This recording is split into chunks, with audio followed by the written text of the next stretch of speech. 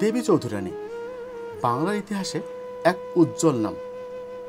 যদিও বেগম রোকেয়ার মতো তার নামের তেমন চর্চা আমাদের মাঝে নেই। চলুন ঘুরে দেখি বিদ্রোহী এই নারীর স্মৃতিচিহ্ন বিজড়িত এই বাড়িটি।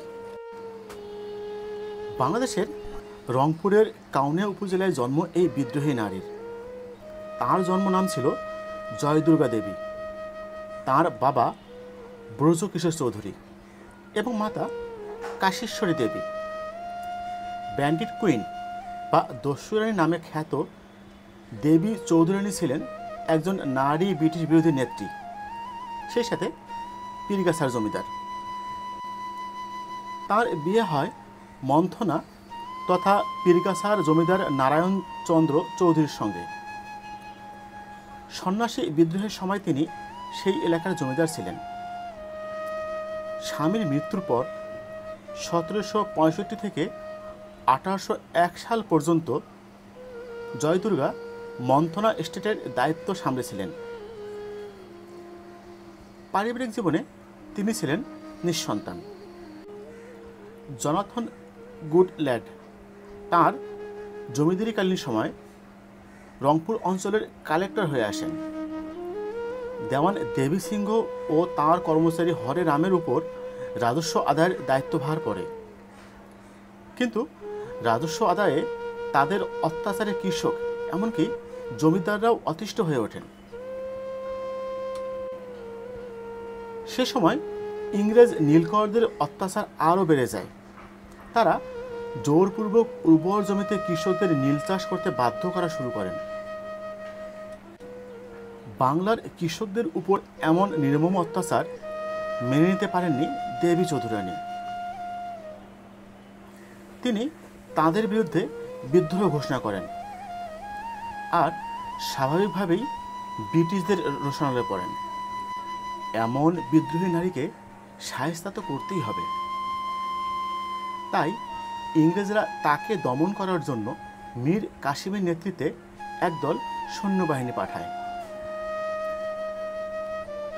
অবশ্য দেবী চৌধুরানী তার এই বিদ্রোহে একা ছিলেন না। তার সাথে এই যুদ্ধে রংপুরের নুরউদ্দিন বাকের মোহাম্মদ জং, ভবানী পাঠক এবং দিনাজপুর, রংপুর ও বগুড়া অঞ্চলের শত শত কৃষক অংশ নেয়। যুদ্ধ শুরু হয় 1760 সালের ফেব্রুয়ারির। এই যুদ্ধে দেবী চৌধুরানী জয়লাভ করেন। যুদ্ধে ইংরেজ ক্যাপ্টেন সহ অনেকে নিহত হন এবং মীর কাসিম পিছু হটতে বাধ্য হন। যুদ্ধে জয়লাভের স্থানটি জয়পুর নামে পরিচিত। কিন্তু খুবই চতুর ইংরেজদের সাথে শেষ পর্যন্ত তিনি পেরে ওঠেননি। 1783 সালে এপ্রিল মাসের 1 বৃহস্পতিবার বর্তমান পীরগাছা উপজেলার চণ্ডীপুর গ্রামে লর্ড ওয়ারেন হেস্টিংস এর নেতৃত্বে একদল ইংরেজ বাহিনীর আধুনিক অস্ত্রের সাথে যুদ্ধ করে পরাজিত এবং নিহত হন এই নারী। এই যুদ্ধে দেবী চৌধুরীর সাথে অন্নদানগরের জমিদারও শহীদ হন।